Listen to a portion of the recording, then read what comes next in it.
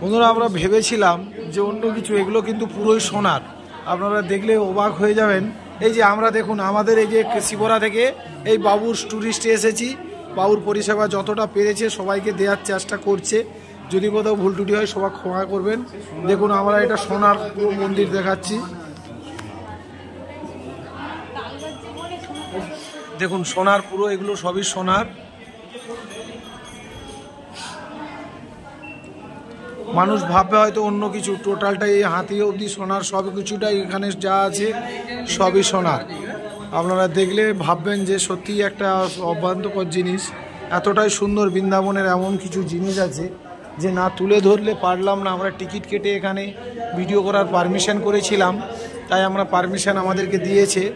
তো আপনাদের সামনে ছোট্ট ছোট্ট জিনিসগুলো তুলে ধরছি। ভালো লাগলে একটা ভিডিওতে অবশ্যই রাধে রাধে লিখে যাবেন, খুব খুশি।